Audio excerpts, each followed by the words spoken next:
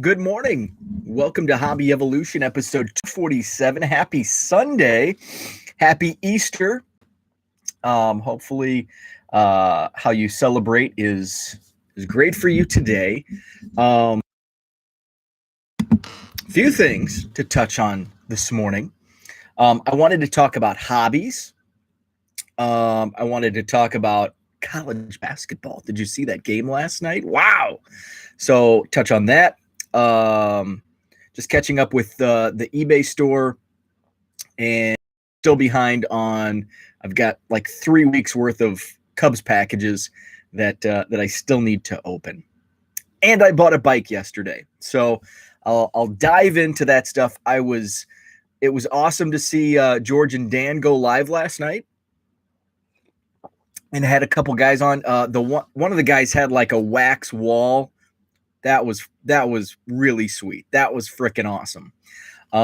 So that was good stuff last night. I had them on as I was doing some shipping out of my eBay store.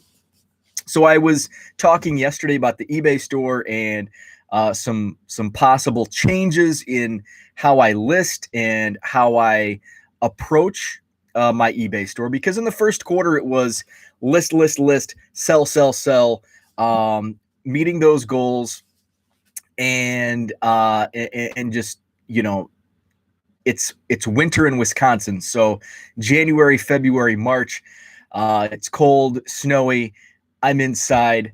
Let's just sell some of these cards. So that was kind of the goal, and I don't really have a second quarter eBay store goal, because now it's time to pump the brakes a little bit and focus on some of the higher dollar sales. I saved a lot of the rookie cards, some of the hits that I pulled out of bargain boxes.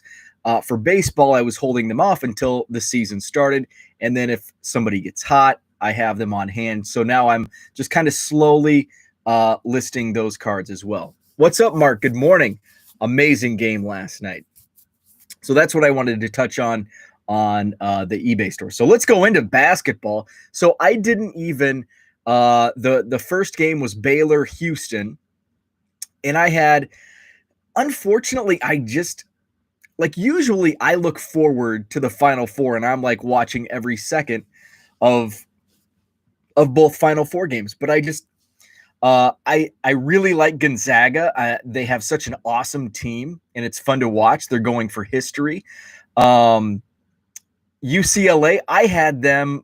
I thought they would lose in the play-in game to Michigan State. Here they are in the Final Four, and they almost win. Holy cow. So Baylor Houston, did not watch a second of that game, caught some of the post game. And then I was actually, during the Gonzaga UCLA game, I actually was watching George and Dan here in the card room, and then I had the TV on with the game in the rec room. So I was, kind of looking and watching the score, and holy moly, it's a close game. So I did watch the end. What's up, Indy fan? Good morning. So I did watch like the last 10 minutes, I think, of the time, and it's like back and forth. One of the best NCAA tournament games that I can remember. Now, remember, I've only been watching NCAA tournament games since 1990, somewhere around there. So, great game. It was reminiscent. So what it reminded me in recent NCAA tournament history was the championship game, 5 years ago, between North Carolina and Villanova. And I believe that's where the Crying Jordan meme originated, where North Carolina came down, hit an amazing shot, and I think took a lead. And then Villanova came down in like a second and a half and won the game at the buzzer. And and one of the reasons that game, I mean, it was an amazing finish.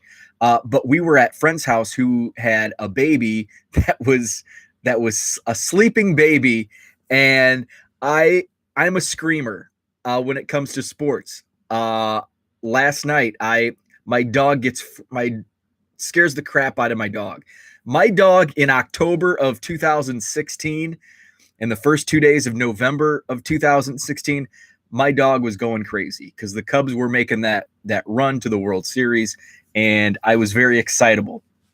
Poor dog probably took a year off its life in that 3-4 week playoff span.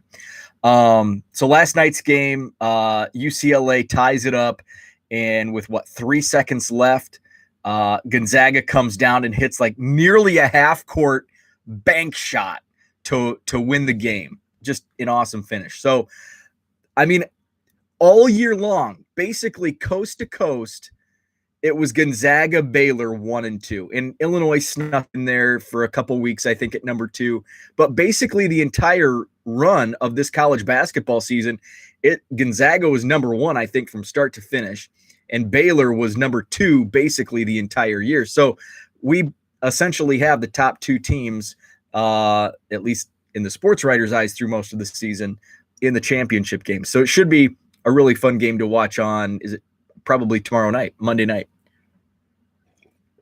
So an awesome game. Loved it. I bought a bike yesterday. So I bought an e-bike, and it's something that I've been shopping for 2 years. Initially, I just wanted something initially the plan was 2 years ago, I'm just going to buy like Facebook Marketplace, Craigslist, just a cheap used e-bike, just something to tool around in. I've got, friends in the neighborhood, a few blocks away. I just jump on the bike. So that was kind of the plan. And then I started doing a little more research, and it's like, oh, well, and then I start thinking there's tons of bike trails. Like Madison, Wisconsin is one of the most bike friendly cities in the country. So it's like in any time I'm driving around, and I help my wife put up signs for real estate, like sold signs, was putting up a couple yesterday, and I'm always seeing these bike trails, and it's like there's trails everywhere. And so the more it's like, well, I don't want to get only 10 or 20 miles out of the battery. What if I want to go down to the brewery in, this town? It might be 20, 15 miles or whatever. So I want to have enough battery power that we've got a lot of hills up here too. So I don't want to pedal up the hills. And that was a funny comment at dinner last week. I was talking about this, and my wife's not really, she wasn't like thrilled with this purchase, but I mean, she's known that I was going to go through with this for almost 2 years. So we're discussing it. My mother-in-law was like all for it. Like she loved the idea. And so I said, but it's going to be great for exercise. I've packed on a bunch of pounds in the last year on top of pounds that I had already packed on. So I need to do some exercise. The treadmill just doesn't do it for me.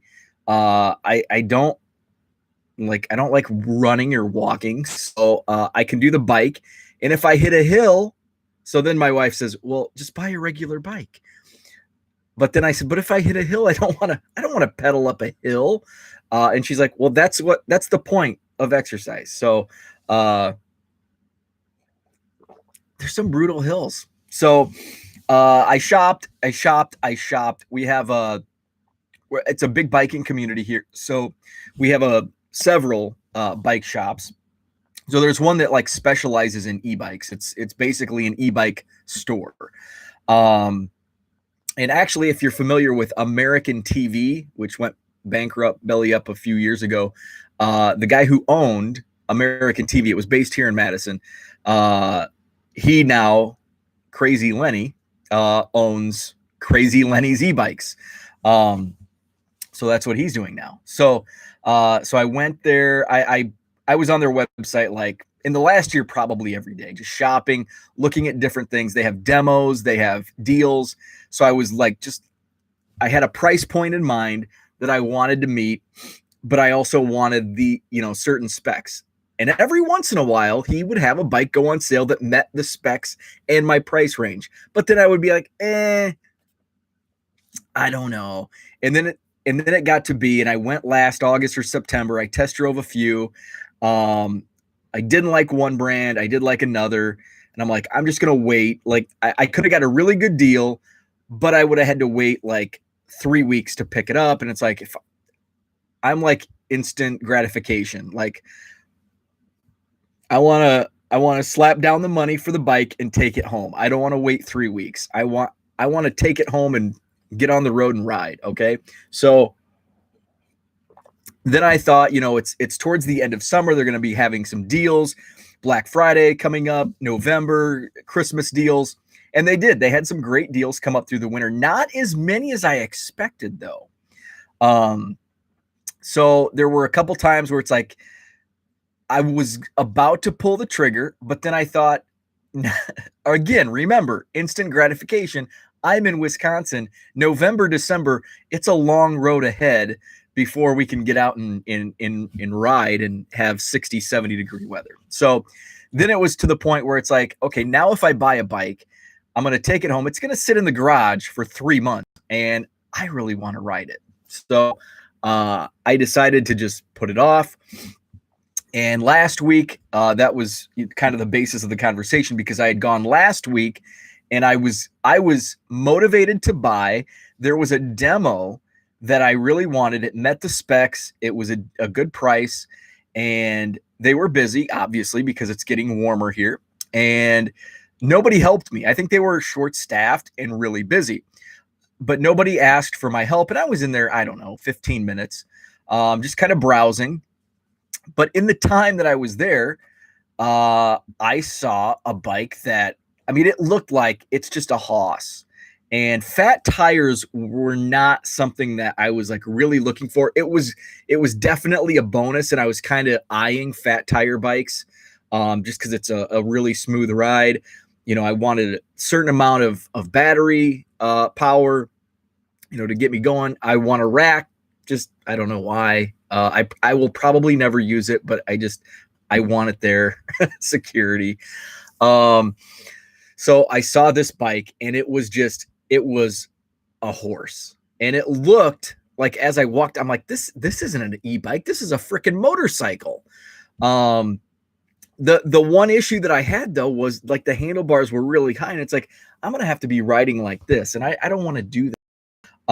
But it had like everything I wanted spec wise. And, so I nobody had helped me. So I actually circled it like 3 times, and I'm like, man, I really want this bike. So not even knowing anything about it, not even test driving it. So I left, I went home, and there was a YouTube review, or like e-bike review, 30-minute video on this particular bike. The guy was talking about everything about the bike, some of the perks, some of the pitfalls to it. And it, like, I was sold. Like, this is the bike I want. I did some more homework. We had a cold streak this week. It was like down in the 30s a couple days, super cold.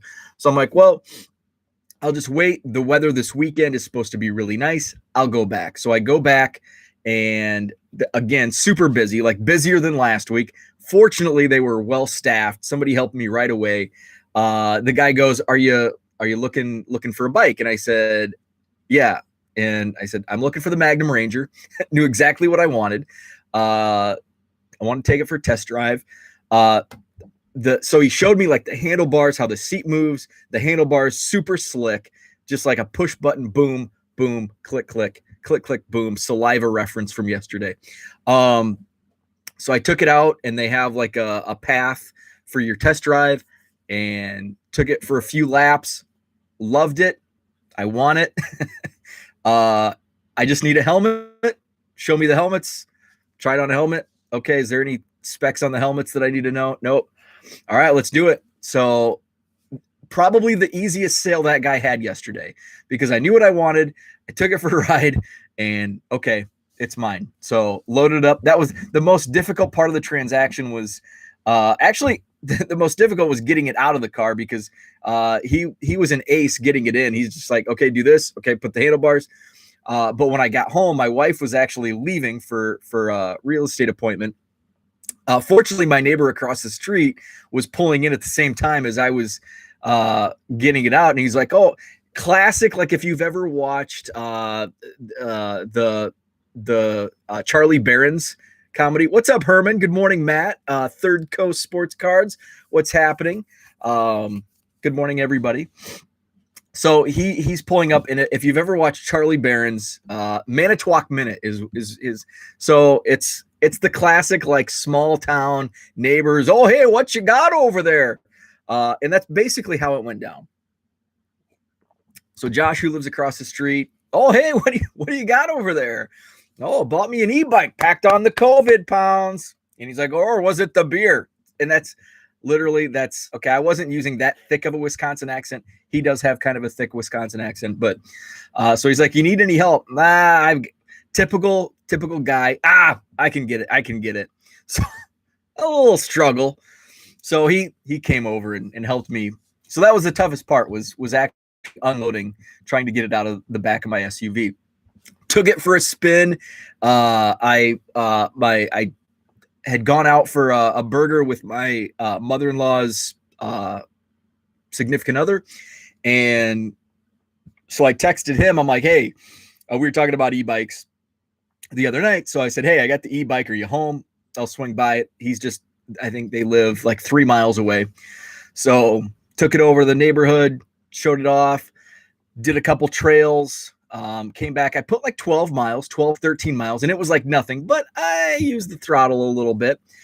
Pedal assist was awesome. So I'm looking forward. I'm going to take it for a spin today.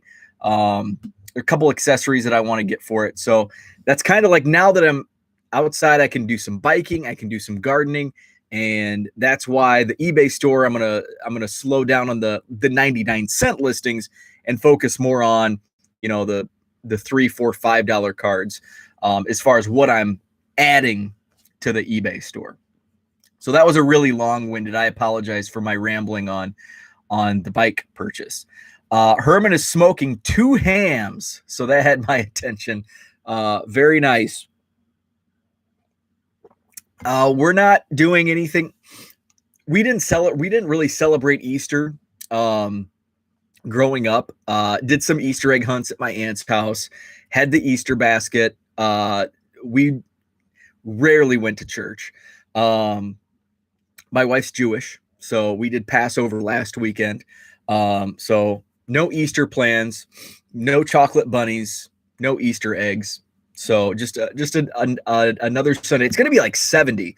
So I think I may, and speaking meats, I think I'm going to do some boneless short ribs. And it's kind of like, I know you're not supposed to boil them, but when you like, that's the only way. I've tried slow cooking on the grill, and it's really hard to get that right, like fall off the, well, these would be boneless, but when it's a rack, like fall off the bone. That's one of my tough, and I like get bored with rack of ribs. Like I'll do it like once, I'll do like an all day slow cook it on the grill. And then after I eat it, it's like, oh, okay, I'm done for a year. And then next summer I'll do it again. So I'm looking for it. So if anybody knows like a good slow cook rib recipe, how to do it, I'm all ears. I thought about slow cooking, but I want to cook outside. It's warm, so kind of want to do that. So with grandkids, you have to. So that's so that I may throw some meat on the grill. We had sushi last night, so it's like, okay, to follow up sushi with like red meat, right, or pork, the other white meat. So I've got I think after a night of sushi in this type of weather, it's only right to follow it up with some meat on the grill. What's up, Zach? Good morning. Zach, you didn't miss much. You missed about 15 minutes of me rambling about my bicycle purchase. That's about all you missed.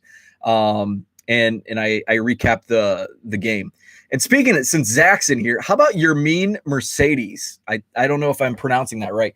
So I actually texted Zach yesterday because I saw a tweet yesterday from Ivan, Watch the Breaks on Twitter.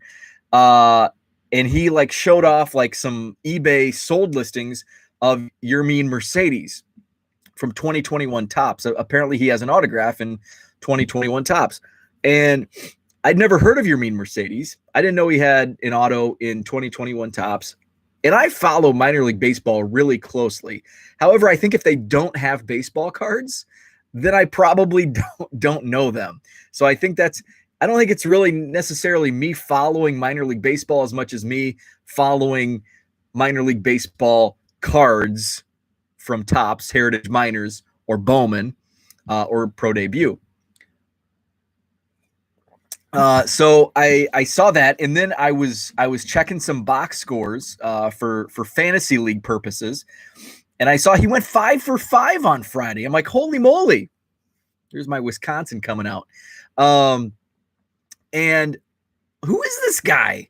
So I had to text Zach. I'm like, who is Yermin Mercedes? Because then he started off like 2 for 2 last night, and I think he ended up going 8 for 8 before he didn't get a hit. I think he started the season 8 for 8 before not getting a hit. And Zach shared a tweet from him. Funny. So we have our trash talking fantasy baseball text string. So I like jokingly, after I saw that 5 for 5 box score, I like just kind of jokingly texted the group, like, how come Yermin Mercedes is, and I saw this because then I looked up Yermin Mercedes on fantasy, and it's like he's, their preseason kind of bio on Mercedes was he's a third string catcher. He'll get some at bats at DH. Only use him in long, deep American League only leagues. So it's like, oh, okay. So I won't bother. So I jokingly, after I read that, I jokingly sent the text to the group and said, how come nobody's picked up Yermin Mercedes off the waiver wire? And then he started 2 for 2 last night. So I texted again, and one of the guys in the group said, fine, I'll pick him up. So I looked, and one of the guys in my group actually did claim him off the waiver wire. And I think going out 8 for 8, starting out, I think he'll likely see more plate appearances for the White Sox. So really cool story. That's what I love about April baseball, is you have these guys coming out of nowhere and doing these things. Like a decade ago, we had who was the guy with the Tigers? Chris Shelton. Remember him? He hit like 14 home runs in April and then finished the year with like 16. Like in 4 weeks, he hits 14 home runs, and then in the next 6 months, he hit 2. So just kind of crazy how April baseball can work. Matt says his Royals are 2-0 and have scored 25 runs. Yeah, the Royals and Rangers, looking at those box scores. Wow, that first game. Oof. I almost picked up Brad Keller as a streaming pitcher in fantasy, and thankfully I did not do that because he got rocked. Kyle Gibson from Texas got rocked. It was crazy. Mercedes is heavier set, so he's got that Bartolo Colon type fandom. They do. People love the John Crux, the Greg Luzinskis, Bartolo Colon, the guy from the Twins, Astudillo. What's his El Tortugo or whatever his name is. I think it's because we can relate. Older guys, heavier set, we can relate to those guys. Royals are hot except starting pitching. Ain't that the case? Was at the Royals game yesterday. Royals offense looking good. 4.5 hours on opening day. Great except for the cold weather. So a bunch at the Cubs game yesterday. Super jealous.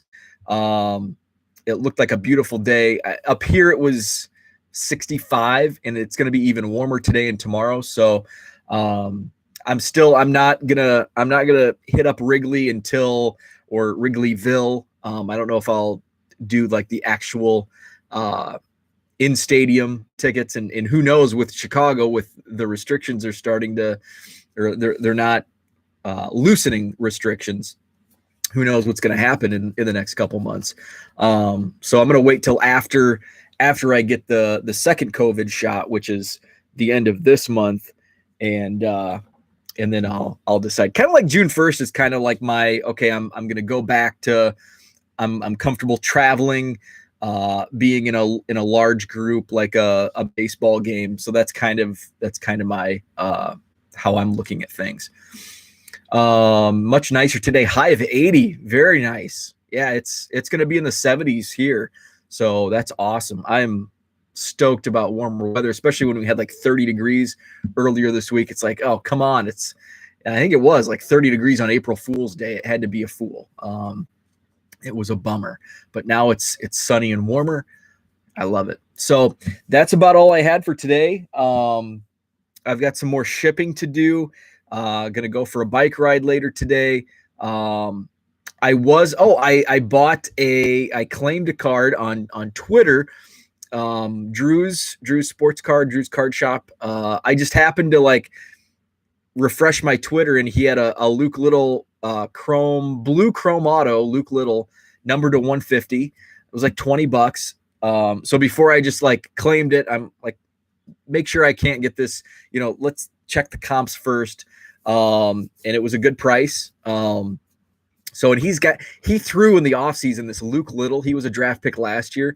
He threw 107 mile per hour fastball. I guess it's the second fastest recorded pitch in baseball, like behind, I think Aroldis Chapman had one that registered 107.1, and Luke Little's came in at 107.0. So 107 miles per hour, just insane.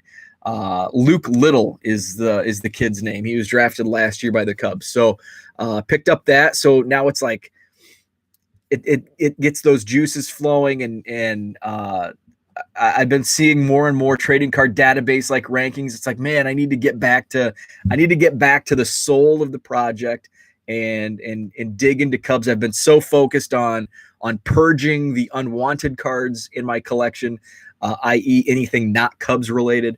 So kind of need to go more for a balance. Yesterday I was talking about the eBay store, pumping the brakes a little bit, taking the foot off the gas, because that's, the last basically 6 months. It's just been, last year I wanted Year of the Purge. One of my goals was to pump up the eBay store. I've got so much inventory, I guess you could call it, that, I need to get rid of some of this and take advantage of this market. It's a seller's market. So, so now with how much time it's consuming, some of these 99-cent sales, a lot of people ask, is it worth it to sell 99-cent cards? At the time, the last 6 months, yes, it was totally worth it. But now it's starting to get to that point where it's not, it's not as feasible. So I'm gonna stop listing the 99-cent cards and do more of the, I've got a couple monster boxes that I've just been setting aside for baseball and putting those in the eBay store. So that's kind of the plan of attack moving forward. And that's kind of what I did with Sport Lots. I am all about, I'm a huge proponent of selling and buying on Sport Lots. And it's well, how come you don't do it? And that's because, that question, is it worth it? Well, that's a very generic question, and that only can be answered by the person actually doing it. Is it worth it to me to sell on Sport Lots? Right now, no, and it hasn't been for the last 3 years. Is it worth it for a guy like Mike Summer? Yeah, because he has a lot of success doing it, and he still does it. So if it wasn't worth it to him, I can't speak for him, but, in my eyes, is it worth it? Well, yeah, if it wasn't worth it to me, I wouldn't do it. So the person asking the question, maybe it's not worth it to them, but it could be for the next guy. And that's what the whole 99-cent, is it worth it? Now, still kind of yes, but now I start to see, it's kind of like you're looking at, I have to look forward to, to project. I don't want to just keep pumping. I could pump out 500 to 1,000 99-cent listings in eBay, but then I'm going to be stuck in this basement on a 75-degree day when I could be out gardening, mowing the lawn, riding my bike. in all that. So I have to look forward and say, okay, it's time to pump the brakes. And I know I can't keep up. And even when I wrote the 99 cent eBay store, is it worth it? Here's how I attack it. I think I even ended the thing now, but it's once things open up, if I go, I've already seen it when I went home to visit family, a few weeks ago, and just taking me away from this for 36 hours set me back. So now it's like, okay, I want to go for I want to go 2 hours on the bike. I want to plant my garden. I want to, and then when things open up, okay, I want to fly to Dallas to the card show for a weekend, go to Wrigley for a weekend. And then all of a sudden it's crazy delayed. So just trying to be proactive so I don't fall into, and I kind of used a loose comparison yesterday to PSA.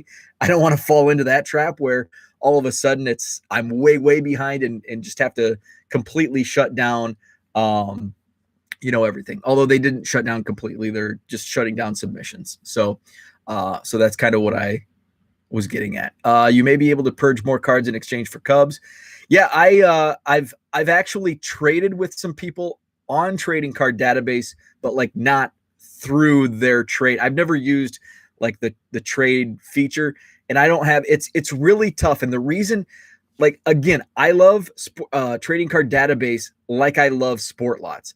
I think it's a great tool, but just right now for me, it's not good because I have so many cards that are just everywhere. So a lot of people, like, I am not a good trading partner for a set builder. And, I kind of back like 2 years ago, like, I would get requests for, okay, here's my list. And it's like, and I was more organized back then. I was, cause I was coming off the Sport Lots, and then now I'm like purging boxes and things are getting shifted, and now everything's in complete disarray. So it's like, okay, I want 2013 Bowman draft of John Johnson. It's like, well, crap, I have no idea where that is. And even like a junk era set, I had trouble with filling a trade a few weeks ago or a couple months ago for 1983 tops. And it's like, oh yeah, I've got boxes and boxes. And then all of a sudden I start looking, it's like, oh crap. I don't know where my 83 tops are. And they're somewhere in here. I just don't know where they're at. Fortunately, he's like, okay, if you don't have 83 tops, I'll take 84. I was able to find 84. So that's kind of the reason why I'm not as quick to adapt to trading card database. It just doesn't really fit how I'm set up as far as, my cards and how they're, I won't even say organized because they're not organized. If Steel City would stop delaying my shipment of Heritage that has a 25 pack of 400 count boxes, I could purge even more. Had been selling 300 carat lots on eBay pretty easy until I ran out of boxes. That's actually something that I've started to consider, just to purge like a lot of like just junk. And I did this a year or two ago, like selling a flat rate box for $30 of just random junk era commons. And I may even do, Facebook Marketplace doesn't have a lot. Like I actually, this morning, I was really lazy this morning. That's why I was so delayed in going live. I was looking at like Craigslist and Facebook Marketplace. I used to do that on a daily basis to look for collections. And now lately it's just, there's, what you'll find is I've got this 1990 Fleer set for $40. So I'm not seeing any collections. And so I went to Craigslist today for the first time in a while, and I'm seeing like the only thing on there is Don blasters and let's see what else. Like I couldn't believe it. And I know it's the market we're in. I'm not complaining about it. Well, I kind of am, I guess. But it's where we're at, but it's just not being on Craigslist in a while and then seeing like all of this retail, trying to be, Craigslist wasn't really a place. Like Facebook Marketplace, I've always seen it. So I'm looking. So yeah, Top Series 1 hanger boxes, 3 hanger boxes for $50. And that's here local. Here's another one, 2 hanger boxes for 40, so they're trying to get double their money back on Top Series 1. Here's a Donruss Mega Box, $65. I don't know, what do those retail at? 40. So it's just like Top Series 1 and Donruss, come on. Yeah, there's more Donruss, more Top Series 1. And those are like that, like, I'm all about the flip life, and especially basketball. It's super hot. I flipped some basketball last summer. But when it comes Top Series 1 and Donruss, like, they're going to print Top Series 1 to the moon. Like, there's so much Top Series 1, even before this. Like, in the singles, like the rookie cards, like, they're going to come out with, I mean, last year they had, what, 4 or 5 colored factory set boxes. Rookie cards from Series 1 and Series 2 are a dime a dozen, and they're just going to keep dropping in price. And Donruss I mean, I guess I'm looking at it in a past sense, like, 2 years ago or even a year ago.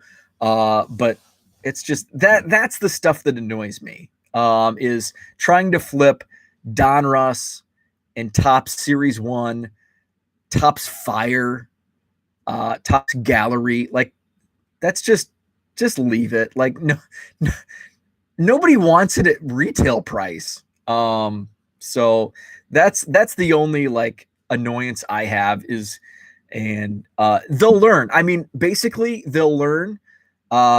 Nobody's gonna buy it, and they're gonna have to just open it, or take a loss on it probably. And they'll learn. I was doing that. I was trying to flip before the 1 Million Cubs project in like 2016 and 17. I was ripping and flipping. And some of the retail products were actually flippable, and I'm talking Bowman Platinum, Topps Fire, Gallery, and I think it was Topps Fire where I bought a couple of the autograph boxes, thinking I could make a quick flip, and guess what? Nobody bought them. And guess what? I opened them, and guess what? I got crap. And guess what? I didn't buy Topps Fire again. Actually, I did, but I only bought like a blaster or two just for fun to open it. I learned my lesson. So hopefully a lot of these, people that are trying to flip Donruss and Topps Series 1, they'll learn their lesson and move on. And so next year, I think we're still in that cycle where last year, okay, they got burned on Bowman Platinum. They got burned on Topps Fire. So hopefully they learn their lesson. It's not a flippable product. So we're not going to do it in 2021. Hopefully they learned in 2021, I can't flip Topps Series 1. I can't flip Donruss. So in 2022, it'll be back on the shelf. Basketball, I think you're out of luck. That's going to be flipped for a long time, for a while yet. So that's how you find out who is wiping your target. Yeah, right. No kidding. So I didn't even, and I talked about this yet. I didn't even go on Friday. Somebody that's in area collector Facebook group messaged me last night. He's like, "Have you even tried going lately?" I said, "No." I saw a picture of the Hilldale Target with 50 people in line Friday morning. So by the time, and that's what, I think the original poster was ripping one-handed on Twitter. I think he even said that, like, once you get to the back of the line, you're not going to get any good stuff. So you waited all that time. You're going to buy something. So it's going to be Donruss, or it's going to be Topps Series 1 or Heritage. And that's the truth. When I went to, it was what holiday was it? Might've been New Year's Eve. Was it New Year's Eve? But I was going to the card shop to get some supplies. And the Target that I'd mentioned, Hilldale, is near the card shop. It's like 2 blocks away. So I'm like, I think I had to get like copy paper or something. So I just randomly stopped. I actually drive by another Target that's near me on the west side. But I'm like, I'm going to go to Hilldale just in case, because I hadn't gone to that store in a while to see if they had any cards. So the vendor was actually there because it was a holiday week and New Year's fell on a Friday. So he was stocking on Wednesday. So I happened to run in, and this was the first time they did the text check-in text. So I signed up, and I think I was like fifth, actually not too far back. I was like 15th in line, and I think it was NBA Hoops, the NBA Hoops premium stock. So I waited, did my shopping, and then I was in there for like 45 minutes. I was looking at the books, looking in the electronics, just looking around. I actually did buy something. I can't remember what it was. Oh, it was my USB. So it actually wasn't a wasted trip. I got my copy paper and I bought something that I use regularly. So I got called up and I go to the shelf, like it was my turn. I go to the shelf and all that is there is like Panini Contenders or something. And it's like, I waited all this time for a blaster of Panini Contenders. So I waited all that time. I'll rip something. So I picked it up. And as I turned around, they're like, oh, and I think he said, here's the good stuff, because they knew. So they had the good stuff, the flippable product. They had that set separately so people wouldn't go up to the shelf, and because they had limits set. So, and I think you could buy one of each SKU. So they had, so I was 15th in line and I got the last NBA Hoops hanger box, but that was all for basketball. I took the last hanger box. They had 10 blasters or whatever. So those were gone. I think Football Prism was gone, but I was able to get something else. I can't remember, but that's the thought process where, hey, if I'm going to wait in line for an hour plus, who knows how long some of those people waited in line with like lawn chairs. If I waited hours in line, I might, Basketball Prism's long gone, football's long gone, but Donruss is still here. So I'll buy a blaster of Donruss or whatever I can just to make it worth the wait, essentially. So I've been rambling a lot today. So that's all I had for today. That's how you find. Okay, so I got that tweet. So thank you very much for the chat. Good stuff. I will be back on tomorrow and back on the regular schedule. Slept in a little bit today, lazy Sunday. Back on tomorrow, 7:15ish. So, or if I wake up early, it might be 7. Who knows?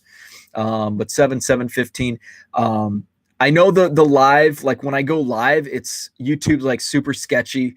It's hard to like catch you right at the beginning. I should get like StreamYard or something to do like a set scheduled start time. I do tweet out the direct link a minute before I hit the live. So at some point that tweet will be on in the morning. But usually Monday through Friday, 7 to 7:15 is when I hit that live. So appreciate it. Thank you so much. 1millioncubs.com is the website. Have a great Sunday and enjoy your Easter.